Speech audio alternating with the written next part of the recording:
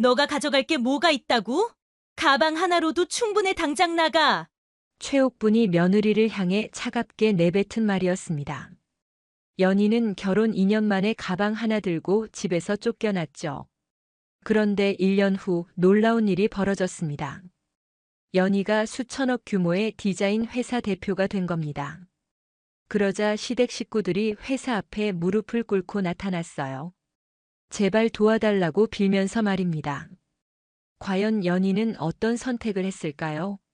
그리고 시댁이 연희를 쫓아낸 진짜 이유는 무엇이었을까요? 시청 전에 구독과 좋아요 꼭 부탁드립니다. 영상 제작에 큰 힘이 됩니다. 디자인이라는 걸로 먹고 살 수 있다고 생각해? 현실을 좀 보라고. 최옥분의 날카로운 목소리가 고급 한정식집을 가득 메웠습니다. 연희는 35세로 작은 디자인 스튜디오를 운영하며 나름 성공적인 삶을 살고 있었습니다. 반대편에는 김태현과 그의 가족들이 앉아 있었어요. 연희의 아버지가 조심스럽게 말을 꺼냈습니다. 저희 딸이 디자인 일을 정말 좋아해서요. 작지만 꾸준히 일거리가 들어오고 있습니다. 그런데 옥분의 표정은 더욱 차가워졌어요. 작은 일거리라니요. 우리 태연이는 대기업 과장인데 격이 안 맞네요. 시누이인 김혜림도 거들어들었죠. 맞아요, 엄마. 요즘 디자이너들 대부분 굶고 살잖아요. 불안정한 직업이에요. 연희의 가슴이 답답해졌습니다. 하지만 참았어요. 연희가 태연에게 선물로 준 반지를 옥분이 유심히 살펴봤어요. 이거 진짜 금이야? 반지 안쪽에 뭔가 새겨져 있네. 저희 기념으로 새긴 거예요. 옥분이 비웃듯 말했어요. 가난한 집애가 무슨 의미 있는 날이 있다고 그래. 허세 부리지 마. 연희의 어머니가 당황해서 말했습니다. 죄송합니다. 저희가 부족해서요. 아니에요. 우리 태연이가 워낙 순진해서 그래요. 옥분이 손을 휘저으며 답했습니다. 혜림이 끼어들었어요. 오빠는 사람을 너무 쉽게 믿어요. 세상이 얼마나 험한데요. 연희는 주먹을 꽉 쥐었지만 억지로 웃었어요. 열심히 하겠습니다. 옥분이 더욱 차갑게 말했죠. 그래요. 우리 집안 격에 맞게 잘해보세요. 그런데 디자인 일로 한 달에 얼마나 버는데요? 연희가 솔직하게 답했어요. 월마다 다르지만 평균 300만 원 정도요. 혜림이 코웃음을 쳤습니다. 300만 원으로 어떻게 살아요? 우리 오빠 연봉이 8천만 원인데 말이 안 되네요. 태연은 그동안 말 한마디 없이 음식만 먹고 있었어요. 아무 말도 하지 않는 남자친구 때문에 연희의 마음이 더욱 무거워졌습니다. 옥분이 갑자기 연희의 옷차림을 훑어봤어요. 옷도 좀 그렇고요. 명품 하나 없네요. 부모님이 뭐 하시는 분들이에요? 옥분이 거만한 표정으로 물었습니다. 연희의 아버지가 고개를 숙이며 답했어요. 작은 카페를 운영하고 있습니다. 그리고 어머니는 학원에서 청소 일을 하고 계세요. 순간 테이블에 어색한 침묵이 흘렀습니다. 혜림이 속삭이듯 말했어요. 청소 일이라니. 우리 집안이랑 너무 차이 나네요. 연희의 얼굴이 빨갛게 달아올랐습니다. 옥분이 연희를 똑바로 보며 말했어요. 연희 씨 결혼하면 집안일을 다 맡아서 해야 해요. 우리 태연이는 일이 바빠서 집안일 할 시간이 없거든요. 연희가 고개를 끄덕였습니다. 네, 알겠습니다. 그리고 디자인 일은 취미 정도로만 하는 게 좋겠어요. 애들 키우려면 시간이 많이 필요하니까요. 옥분의 말에 연희가 놀랐어요. 하지만 제가 하고 싶은 일인데요. 결혼하면 남편이 우선이에요. 일보다 가정이 먼저죠. 혜림이 거들었습니다. 언니도 우리 오빠 뒷바라지 잘해줘야 해요. 연희는 더 이상 참을 수 없었어요. 죄송하지만 제 일도 중요합니다. 디자인은 제 꿈이거든요. 연희의 목소리에 힘이 들어갔죠. 옥분의 눈썹이 치켜 올라갔어요. 지금 나한테 말대꾸하는 거야? 태연아, 네 애인 좀 교육시켜. 옥분이 아들을 향해 소리쳤습니다. 태연이 연희를 차갑게 바라봤어요. 연희야, 어머니께 죄송하다고 해. 왜 그렇게 고집을 부려? 연희는 배신감에 가슴이 무너져 내렸습니다. 태연 씨, 저도 사람이에요. 꿈이 있다고요. 연희의 목소리가 떨렸어요. 옥분이 벌떡 일어나서 소리쳤습니다. 이 못된 년이 감히 나한테. 혜림도 언니 편을 들었어요. 언니가 너무하네요. 우리 집안에 들어오려면 예의는 지켜야죠. 연희가 눈물을 참으며 말했어요. 저도 존중받고 싶어요. 존중은 무슨. 너 같은 가난한 년이 주제도 모르고. 옥분이 손가락질하며 독서를 퍼부었습니다. 연희가 마지막 희망을 걸고 태연을 바라봤어요. 태연 씨, 뭐라고 좀 해봐요. 태연은 고개를 돌리며 냉정하게 말했습니다. 어머니가 화나신 것 같으니까 좀 조용히 해. 연희의 마음이 완전히 무너졌어요. 알겠어요. 저 나갈게요.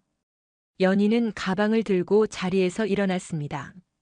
상견례는 그렇게 참담하게 끝났죠. 하지만 이건 시작에 불과했습니다. 결혼 6개월 후 연희의 진짜 고통이 시작됐습니다. 시댁에서는 연희를 마치 가정부처럼 부려먹었어요. 명절 때마다 온갖 음식을 혼자 준비하게 했고 청소며 빨래까지 모든 집안일을 떠넘겼죠. 연희야, 화장실 청소 좀 해. 변기 주변이 더럽더라. 옥분이 소파에 앉아서 연희에게 명령했습니다. 연희가 피곤한 목소리로 대답했어요. 네, 어머니. 혜림이 소파에 누워서 휴대폰을 보며 말했습니다. 언니, 내 방도 좀 정리해줘. 옷장 정리하고 침대 시트도 갈아 끼워. 연희는 하루 종일 시댁일만 했어요. 새벽부터 밤늦게까지 쉴 틈이 없었습니다. 태연은 아내가 힘들어하는 걸 알면서도 어머니 편만 들었어요. 옥분이 태연에게 은근히 말했죠. 우리 며느리 좀 더 엄하게 다뤄야겠어. 너무 설렁설렁해.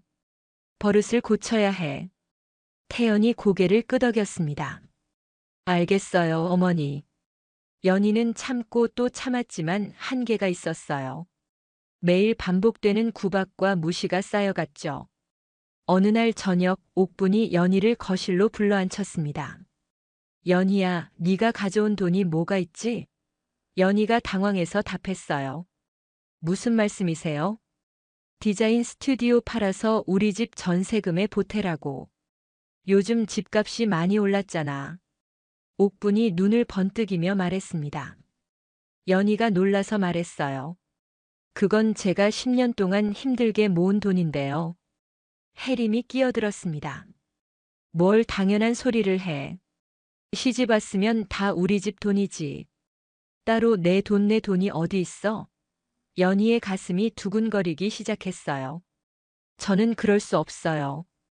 연희의 목소리가 떨렸습니다. 옥분이 화를 내며 소리쳤어요. 뭐라고? 지금 나한테 말대꾸를 해? 태연아, 내 아내 좀 교육시켜. 태연이 연희에게 차갑게 말했습니다. 여보, 어머니 말씀에 따라. 왜 그렇게 고집을 부려? 연희가 떨리는 목소리로 소리쳤어요. 왜 제가 힘들게 모은 돈을 내줘야 해요?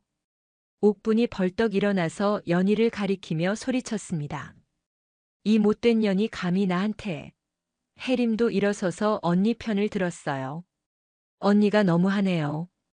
우리 집안에 들어왔으면 예의는 지켜야죠. 연희가 눈물을 흘리며 말했습니다. 저도 사람이에요. 왜 이렇게 대해요? 옥분이 손가락질하며 독서를 퍼부었어요. 사람 맞아? 너 같은 가난한 년이 주제도 모르고 건방져. 당장 짐 싸서 나가. 옥분의 목소리가 집안을 울렸습니다. 연희가 마지막 희망을 걸고 남편을 바라봤어요. 태연 씨, 뭐라고 좀 해봐요. 태연은 고개를 돌리며 냉정하게 말했습니다. 어머니가 화나신 것 같으니까 좀 조용히 해. 연희의 마음이 완전히 무너졌어요. 알겠어요.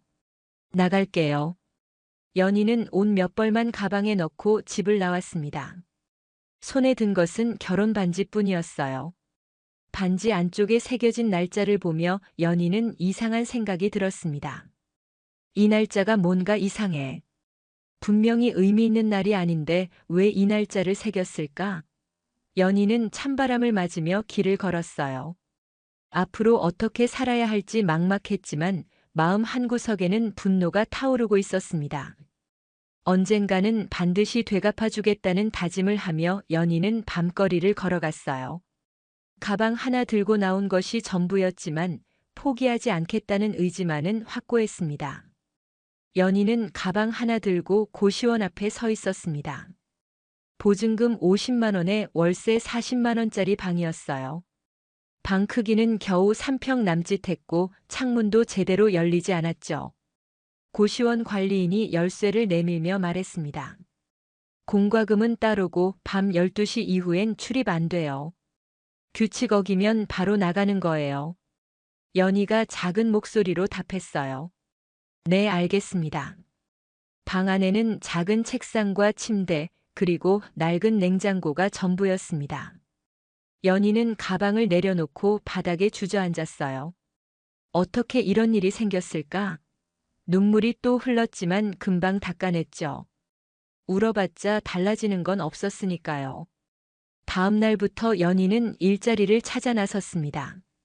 첫 번째로 찾은 곳은 동네 카페였어요. 사장이 연희를 위아래로 훑어보며 말했습니다. 나이가 좀 있네요. 경험은 있어요? 디자인 일을 했었는데 서비스업 경험은 없습니다. 연희가 솔직하게 답했어요. 사장이 한숨을 쉬었습니다.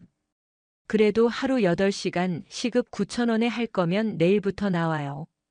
연희는 선택의 여지가 없었습니다. 네, 하겠습니다. 카페 일은 생각보다 힘들었어요. 하루 종일 서서 일하니 발이 퉁퉁 부었습니다. 커피 기계 소음은 귀를 아프게 했죠. 그래도 연희는 불평하지 않았어요. 돈을 벌어야 살 수 있었으니까요. 점심시간에 사장이 연희에게 말했습니다. 아가씨, 설거지도 좀 해요. 손님이 많아서 그릇이 부족해요. 연희가 앞치마를 두르며 답했어요. 네, 바로 하겠습니다.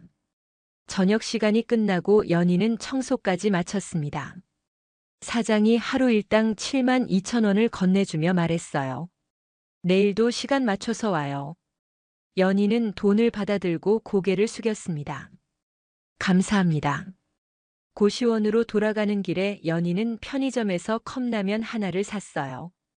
그게 하루 유일한 제대로 된 식사였습니다. 며칠 뒤 연희는 우연히 디자인 학원 앞을 지나가게 됐어요. 유리창에 붙은 포스터를 보니 야간반 모집 광고가 있었습니다.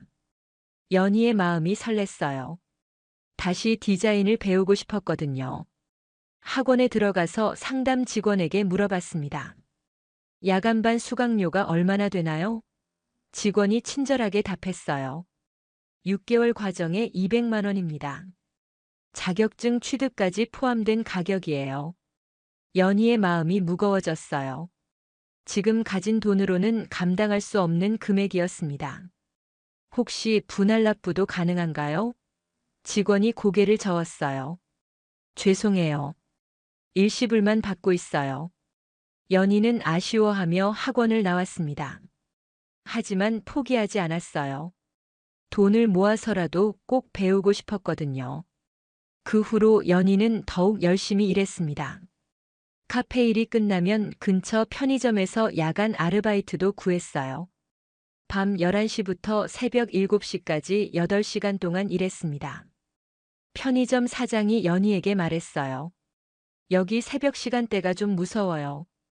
취객들도 많이 오고요. 연희가 답했습니다. 괜찮습니다.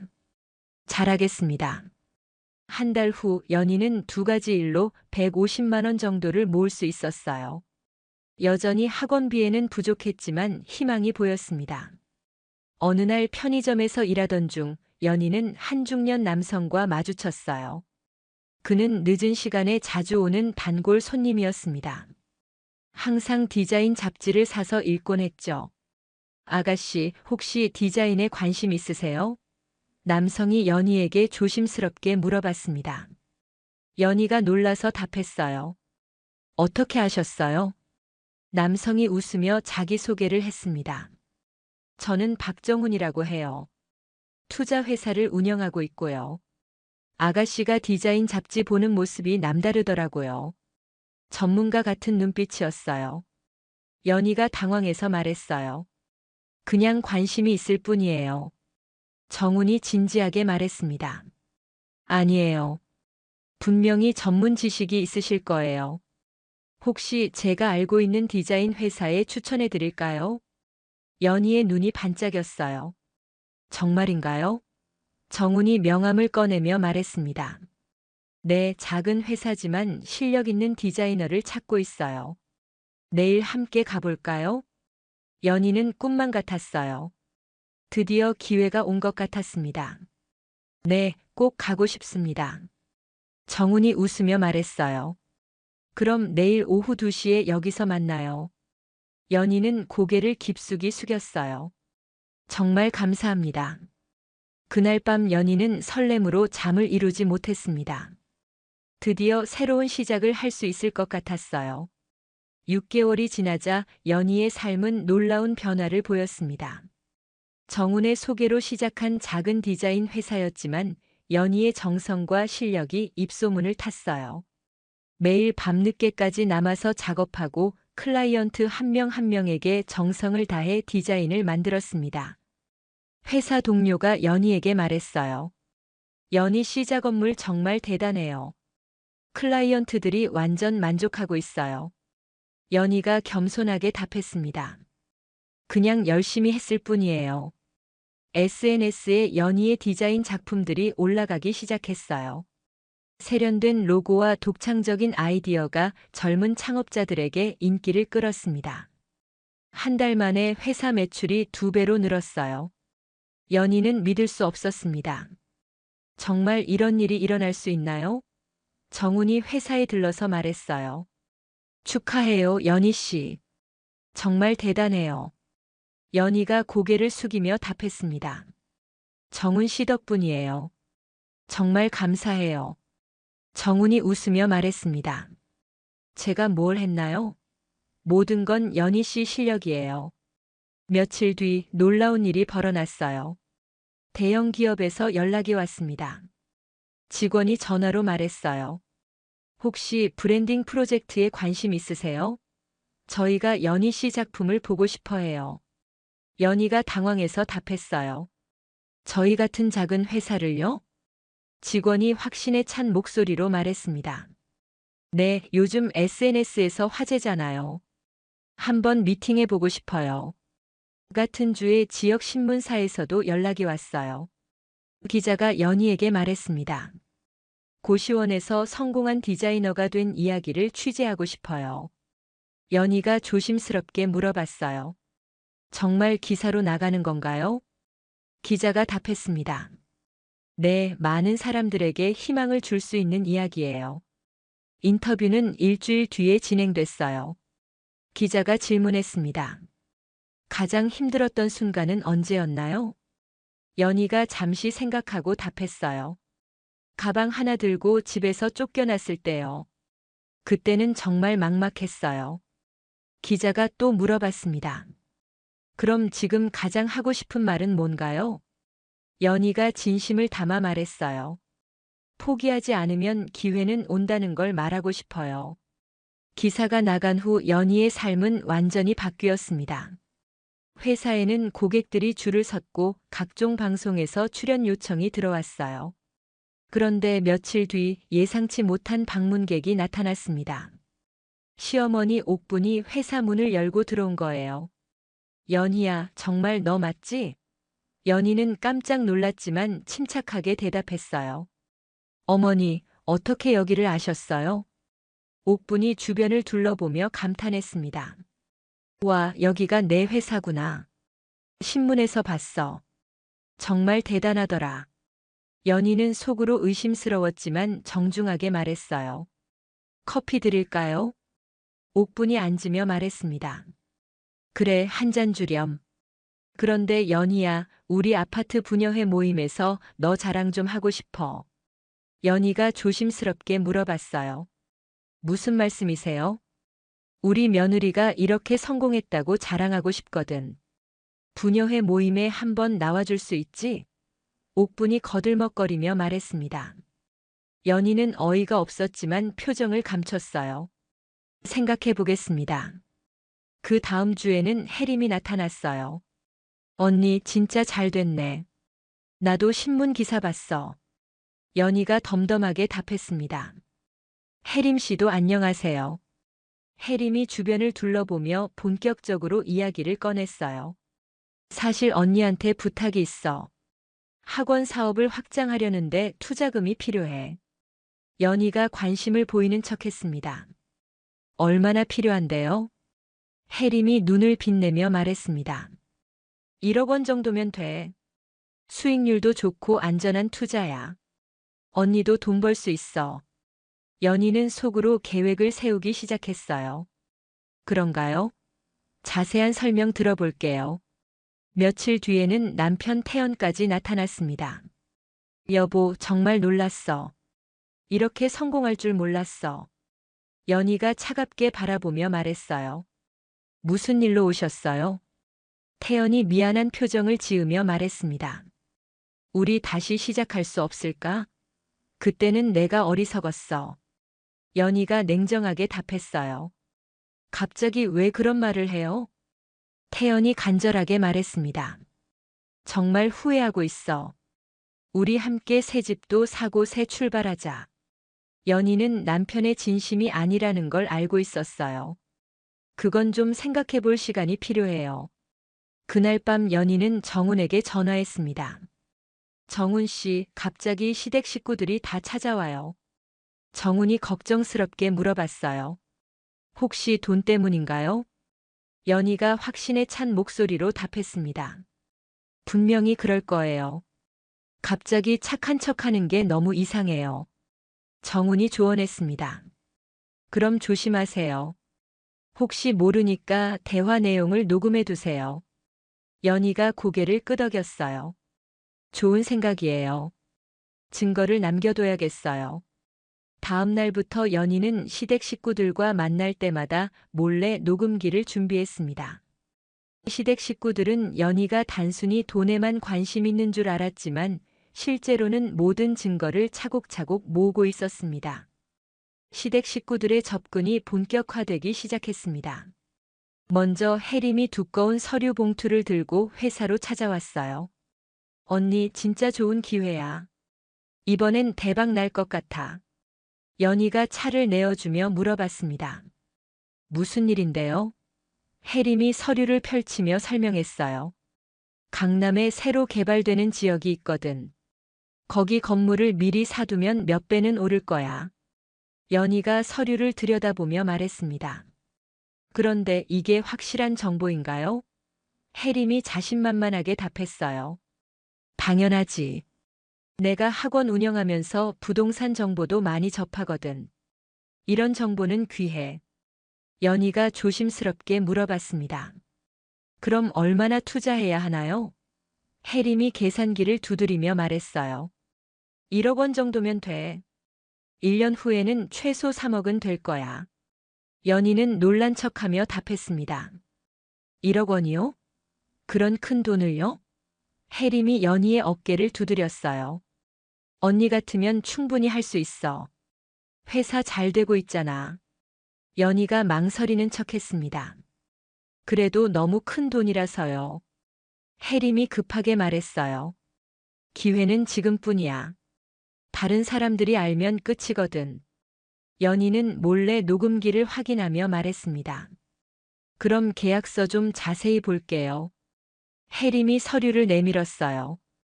여기 다 나와 있어. 개발 계획이랑 예상 수익률까지. 연희가 서류를 꼼꼼히 보는 척했습니다. 이 도장은 뭔가요? 혜림이 당황하며 답했어요. 아, 그건 공인중개사 도장이야. 정식으로 된 거라고. 연희는 속으로 의심했지만 관심 있는 척했어요. 며칠 더 생각해 볼게요. 혜림이 조급해하며 말했습니다. 너무 늦으면 안 돼. 일주일 안에 결정해줘. 그 다음 주 옥분이 회사에 나타났어요. 이번에는 부녀회 후원금 이야기를 꺼냈습니다. 연희야, 우리 아파트 부녀회에서 불우이웃 돕기를 하는데. 연희가 관심을 보이는 척했어요. 그래요, 좋은 일이네요. 옥분이 눈을 빛내며 말했습니다. 그런데 후원금이 많이 부족해서 큰 기부가 필요해. 연희가 조심스럽게 물어봤어요. 얼마나 필요하신데요? 옥분이 거리낌 없이 답했습니다. 5천만 원 정도면 부녀회에서 체면이 서겠어. 연희가 놀란 척하며 말했어요. 5천만 원이요? 그렇게 큰 금액을요? 옥분이 연희의 손을 잡으며 애원했어요. 우리 며느리가 성공했다고 자랑했는데 후원도 못하면 어떡해? 연희가 난처한 표정을 지었습니다. 그래도 너무 큰 돈이라서요. 옥분이 목소리를 높였어요. 불우한 이웃을 돕는 거야. 복받을 일인데 왜 그래? 연희는 모든 대화를 녹음하며 답했어요. 생각해보고 결정할게요. 옥분이 못마땅해 하며 말했습니다. 생각은 무슨, 그냥 하면 되는 거지. 마지막으로 태연이 나타났어요. 이번에는 재결합을 빌미로 큰 그림을 그려왔습니다. 여보, 우리 다시 시작하는 김에 집도 새로 사자. 연희가 차가운 표정으로 물어봤어요. 갑자기 무슨 소리예요? 태연이 진심인 척하며 말했습니다. 정말 후회하고 있어. 우리 새 출발하자. 강남에 아파트 하나 사서 새로 시작해. 연희가 의심스럽게 바라봤어요. 그런 돈이 어디 있어요? 태연이 계산서를 꺼내며 설명했습니다. 여보, 회사 수익이랑 내 적금 합치면 가능해. 20억짜리 아파트야. 연희가 어이없어 하며 말했어요. 20억이요? 우리가 그런 돈이 어디 있다고요? 태연이 간절하게 말했습니다. 여보가 회사 지분 팔고 대출 받으면 돼. 나도 최대한 보탤게. 연희는 태연의 속셈을 뻔히 알 수 있었어요. 그건 너무 위험하지 않나요? 태연이 설득했습니다. 강남 집값은 계속 올라. 절대 손해 안 봐. 우리 미래를 위해서야. 연희가 냉정하게 답했어요. 그래도 신중하게 생각해 봐야죠. 태연이 조급해하며 말했습니다. 너무 늦으면 기회 놓쳐. 지금 아니면 언제 집을 사겠어? 한편 정우는 시댁의 과거를 조사하고 있었어요. 오래된 신문 기사를 뒤지다가 중요한 발견을 했습니다. 3년 전 부동산 투기 관련 기사에 최옥분의 이름이 나와 있었어요. 정훈이 연희에게 전화했습니다. 연희 씨, 중요한 걸 발견했어요. 시어머니가 불법 대출받아서 부동산 투기했던 기록이 있어요. 연희가 놀라며 답했어요. 정말요? 어떤 내용인데요? 정훈이 설명했습니다. 가짜 소득 증명서로 은행에서 돈을 빌려서 땅을 샀다가 손해를 봤어요. 그때 빚이 많이 생겼을 거예요. 연희가 이해했습니다. 그래서 제 돈을 노리는 거군요. 정훈이 조언했어요. 더 조심하세요. 아마 더 큰 계획이 있을 거예요. 이때 연희는 회사에 CCTV를 설치하기로 결정했어요. 정훈의 도움으로 보이지 않는 곳에 몰래 카메라를 달았습니다. 며칠 뒤 혜림이 다시 찾아왔어요. 언니, 결정은 했어? 정말 마지막 기회야. 연희가 고민하는 척하며 답했습니다. 계약서를 다시 한번 볼게요. 혜림이 서류를 꺼내는데 이상한 행동을 했어요. 몰래 다른 서류와 바꿔치기 하는 거였습니다. CCTV가 이 모든 장면을 찍고 있었어요. 혜림이 새 서류를 내밀며 말했습니다. 여기 최종 계약서야. 사인만 하면 돼. 연희가 서류를 받으며 말했어요. 뭔가 다른 것 같은데요? 혜림이 당황하며 답했습니다. 아니야, 같은 거야. 그냥 정리만 다시 한 거야. 연희는 혜림이 계약서를 조작했다는 확신이 들었어요. 며칠 더 생각해 볼게요. 혜림이 초조해하며 말했습니다. 왜 이렇게 늦어? 빨리 결정해야 한다고. 그날 밤 연희와 정우는 모든 증거를 정리했습니다. 녹음 파일과 CCTV 영상, 그리고 과거 신문 기사까지 완벽한 증거가 모였어요. 이제 시댁을 완전히 무너뜨릴 준비가 끝났습니다. 연희는 정훈과 함께 법무법인을 찾았습니다. 변호사 사무실에 앉아서 모든 증거를 테이블 위에 펼쳐놓았어요. 변호사 이정민이 서류들을 꼼꼼히 살펴봤습니다. 이거 정말 대단한 증거네요. 녹음 파일도 선명하고 CCTV 영상도 명확해요. 연희가 조심스럽게 물어봤어요. 승소 가능성은 어떤가요? 이정민이 자신있게 답했습니다. 충분히 이길 수 있어요. 사기와 위조 문서, 협박까지 다 들어있거든요. 정훈이 추가 자료를 꺼내며 말했어요. 그리고 이것도 봐주세요. 3년 전 불법 대출 기록이에요. 이정민이 기록을 보더니 놀랐습니다. 이거 심각한데요? 가짜 소득 증명서로 은행을 속인 거잖아요. 연희가 답했어요. 그때 일은 저도 몰랐었어요. 결혼 후에야 조금씩 이상한 점을 느꼈죠. 이정민이 설명했습니다. 이 사건들을 모두 연결하면 더 큰 그림이 나와요. 체계적인 사기 행위로 볼 수 있거든요. 정훈이 질문했어요. 언론 보도는 언제쯤 하는 게 좋을까요? 이정민이 조언했습니다. 소송 접수 직후가 좋겠어요. 여론의 관심을 끌어야 상대방도 함부로 못해요. 연희가 결심을 다졌어요. 그럼 바로 진행해 주세요. 더 이상 참을 수 없어요. 사무실을 나온 후 연희와 정우는 회사로 돌아왔어요. 연희가 반지를 꺼내서 자세히 들여다봤습니다. 정훈 씨, 이 반지 날짜가 계속 신경 쓰여요. 정훈이 관심을 보였어요. 뭐가 이상한데요? 연희가 설명했습니다. 태연이 이 날짜가 특별하다고 했는데 우리가 처음 만난 날도 아니고 사귄 날도 아니에요. 정훈이 반지를 자세히 봤어요. 22년 5월 20일이네요. 혹시 이 날짜에 무슨 일이 있었나요? 연희가 기억을 더듬었습니다. 아, 잠깐만요. 정훈이 급히 휴대폰을 꺼냈어요. 혹시 이 날짜가 불법 대출받은 날과 같을까요? 연희가 놀라며 말했어요. 설마요? 그럴 리가 있나요? 정훈이 자료를 뒤지더니 소리쳤습니다. 맞아요. 정확히 같은 날이에요.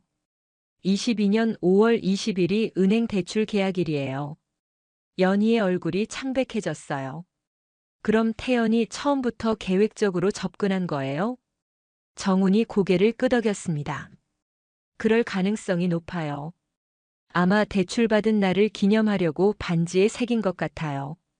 연희가 분노에 떨며 말했어요. 정말 치밀하게 계획한 거네요. 처음부터 나를 이용할 생각이었구나. 정훈이 더 충격적인 사실을 발견했어요. 그리고 봐요. 대출 보증인 명단에 연희 씨 아버지 이름이 있어요. 연희가 기절할 것 같았어요. 우리 아버지가요? 그럼 아버지도 속은 거예요? 정훈이 자료를 보며 설명했습니다. 네, 가짜 서류로 보증을 선 것 같아요. 아버지도 몰랐을 거예요. 연희가 눈물을 흘리며 말했어요. 우리 가족까지 이용했다니 정말 용서할 수 없어요. 정훈이 연희의 어깨를 다독였어요. 이제 모든 진실이 밝혀졌어요. 완벽하게 복수할 수 있어요. 그날 밤 연희는 부모님께 전화했습니다. 아버지, 혹시 3년 전에 보증을 선 일이 있으세요? 아버지가 당황하며 답했어요. 보증? 아, 그때 태연이가 부탁하더라고. 사업자금이라면서 도장만 찍어달라고. 연희가 한숨을 쉬며 말했어요. 아버지, 그게 가짜였어요. 불법 대출이었다고요. 아버지가 놀라서 소리쳤어요. 뭐라고? 그럼 우리가 속은 거야? 연희가 울먹이며 답했어요. 네, 우리 가족 모두 이용당한 거예요.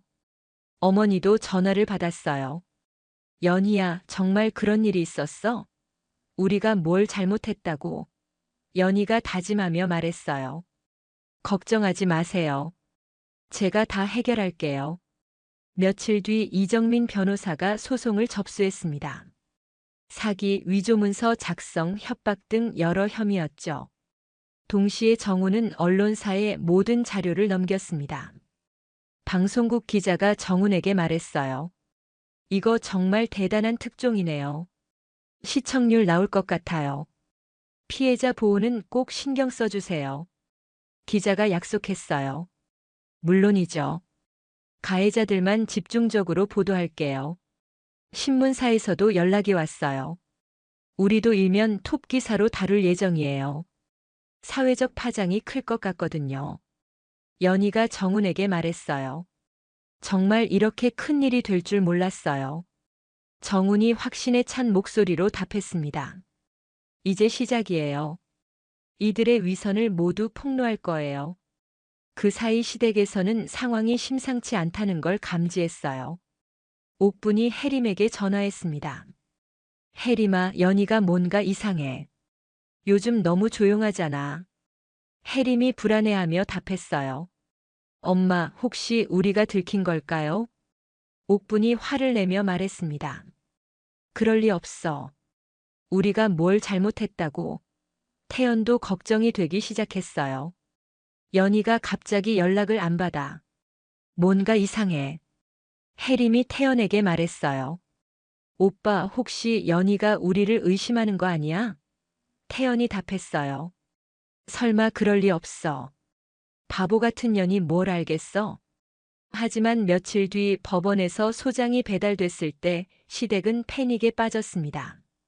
옥분이 소리를 질렀어요. 이게 뭐야? 사기라고? 우리가 언제 사기를 쳤다고? 혜림이 떨리는 목소리로 말했습니다. 엄마, 이거 진짜 큰일이에요. 증거도 다 있다고 나와 있어요. 태연은 허탈하게 주저앉았어요. 완전히 당했구나. 연희가 다 준비한 거였어. 재판 당일 아침 법정에는 기자들과 방청객들이 가득 찼습니다. 연희는 차분한 표정으로 원고석에 앉아 있었고 시댁 식구들은 불안한 얼굴로 피고석에 앉았어요.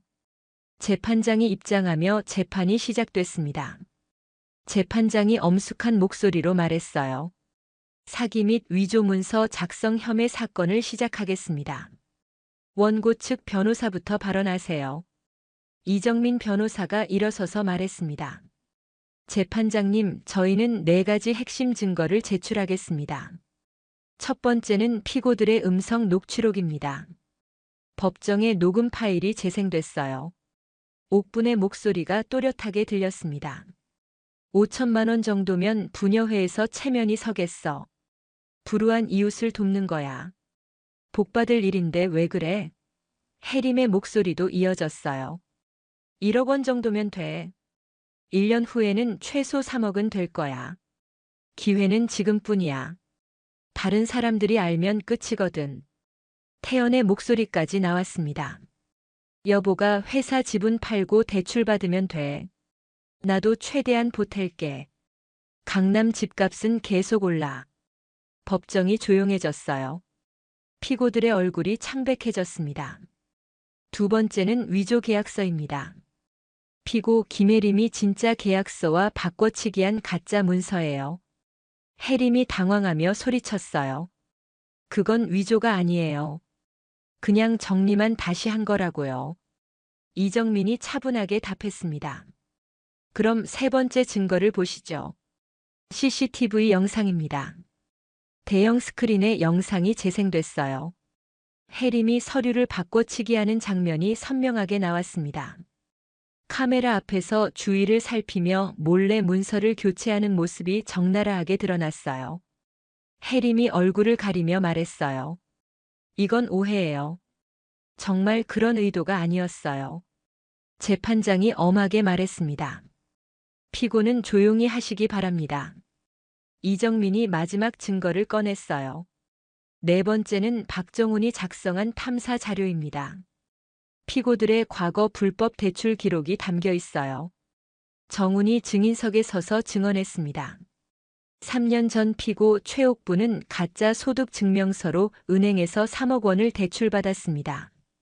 그때 보증인으로 원고의 아버지를 속여서 이용했어요. 옥분이 벌떡 일어나서 소리쳤어요.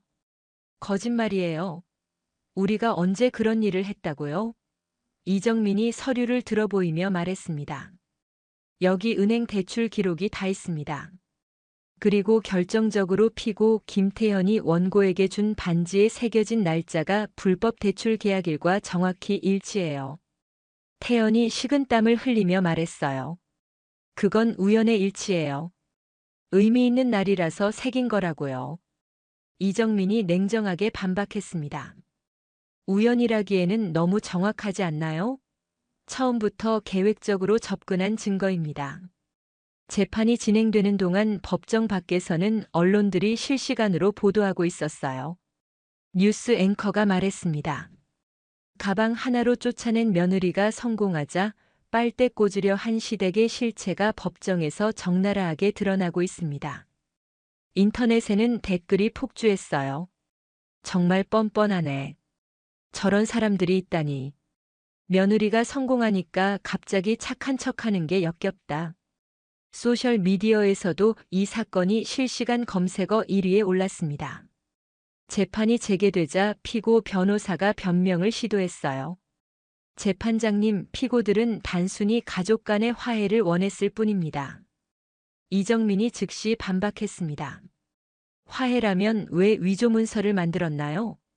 왜 가짜 투자 이야기로 속이려 했나요? 옥분이 마지막 발악을 했어요. 우리는 정말 연희를 도우려고 했어요. 부녀회 후원금도 좋은 일 하라고 한 거예요. 이때 새로운 증인이 나타났습니다. 옥분이 살고 있는 아파트 관리사무소 직원이었어요. 직원이 증언했습니다. 피고 최옥분은 실제로는 부녀회 후원금을 개인적으로 사용하려 했습니다. 우리 아파트에는 불우이웃 돕기 계획이 없었어요. 법정이 술렁였어요. 옥분이 얼굴이 새하얗게 변했습니다. 그게 아니에요. 오해예요. 관리사무소 직원이 슬픈 표정으로 말했습니다.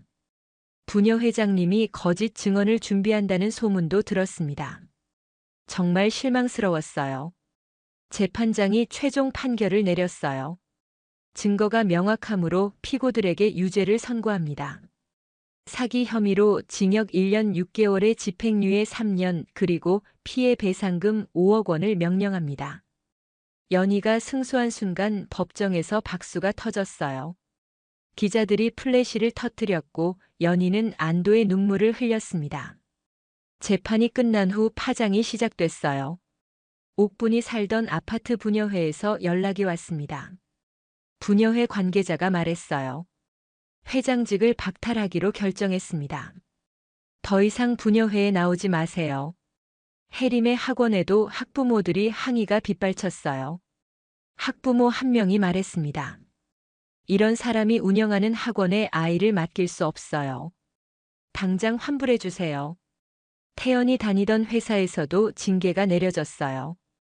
인사팀장이 태연에게 통보했습니다. 회사 이미지에 타격을 주었으므로 직위 해제 및 대기 발령 처분합니다. 며칠 뒤 모든 언론이 이 사건을 대서특필했어요. 시댁 식구들은 하루아침에 사회적으로 매장당했습니다. 연희는 드디어 완벽한 승리를 거둔 것이었어요. 하지만 연희의 진짜 성공은 이제부터 시작이었습니다. 재판 승리 후 연희의 회사는 폭발적으로 성장했어요. 언론 보도 이후 전국에서 의뢰가 쏟아져 들어왔습니다. 한 달 만에 직원을 20명으로 늘려야 했죠. 정훈이 연희에게 말했어요. 이제 정말 대기업과 겨룰 수 있는 규모가 됐네요. 연희가 믿을 수 없다는 표정으로 답했습니다. 1년 전만 해도 고시원에서 라면 먹으며 살았는데 이런 일이 정말 일어날 수 있나요? 글로벌 기업에서도 연락이 왔어요. 해외 사업부 직원이 전화로 말했습니다. 아시아 전체 브랜딩을 맡겨보고 싶습니다. 계약 규모는 100억 원 정도 될 것 같아요. 연희는 꿈만 같았습니다. 100억 원이요? 정말인가요? 직원이 확신에 찬 목소리로 말했어요. 네, 연희 씨 회사의 성장 스토리가 해외에서도 화제거든요. 꼭 함께 일하고 싶어요. 6개월 후 연희의 회사는 연매출 수천억 원을 기록하며 업계 최고가 됐습니다. 전국에 지사를 두고 해외 진출까지 성공했어요. 1년이 지난 어느 날 연희가 새로 지은 본사 건물에서 업무를 보고 있었습니다. 50층 건물의 최고층에 있는 사장실에서 서울 전경이 한눈에 보였어요. 비서가 들어와서 말했습니다. 사장님, 아래층에서 소란이 일어나고 있어요. 연희가 고개를 들며 물어봤어요. 무슨 일인가요? 비서가 당황한 표정으로 답했습니다. 시댁 식구들이 와서 무릎을 꿇고 있어요. 연희는 놀라지 않았습니다. 언젠가는 올 줄 알고 있었거든요. 알겠어요. 잠시 후에 내려가 볼게요. 연희가 창밖을 바라보며 깊은 숨을 쉬었어요. 1층 로비에는 옥분, 혜림, 태연이 무릎을 꿇고 앉아 있었습니다. 지나가는 사람들이 수군거렸어요. 저 사람들 뭐야? 왜 저렇게 하고 있지? 경비원이 그들에게 말했습니다. 여기서 이러시면 안 됩니다. 나가세요. 옥분이 울먹이며 답했어요. 제발요. 우리 며느리 한 번만 보고 싶어요. 정말 잘못했어요. 혜림도 눈물을 흘리며 말했습니다. 언니, 우리 정말 반성하고 있어요. 도와주세요. 태연은 고개를 푹 숙인 채 말했어요. 여보, 미안해. 정말 미안해. 연희가 엘리베이터에서 내려와 그들을 바라봤습니다. 1년 전과는 완전히 달라진 모습이었어요. 옥분의 머리는 하얗게 새었고 혜림은 야위어 있었죠. 태연도 많이 늙어 보였습니다. 옥분이 연희를 보자마자 더욱 큰 소리로 울었어요. 연희야, 정말 잘못했어. 제발 용서해줘.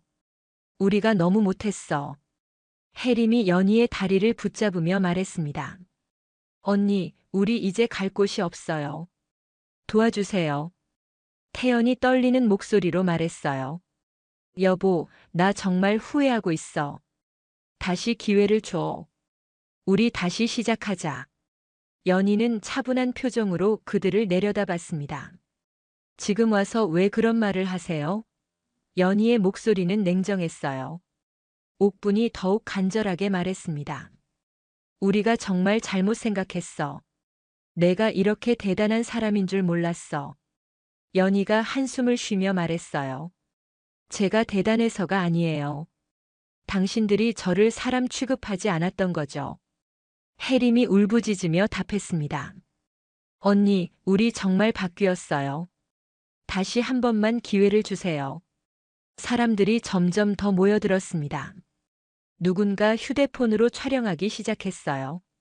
이 모습이 SNS에 올라가면 또 화제가 될 것 같았습니다. 연희가 그들에게 말했어요. 일어나세요. 이렇게 해서 달라지는 건 없어요. 태연이 고개를 저으며 말했습니다.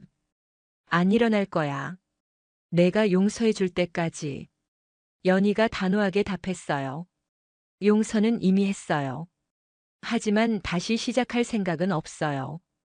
옥분이 놀라며 물어봤습니다. 그럼 우리를 도와주지 않겠다는 거야? 연희가 고개를 끄덕였어요. 네, 도와드리지 않을 거예요.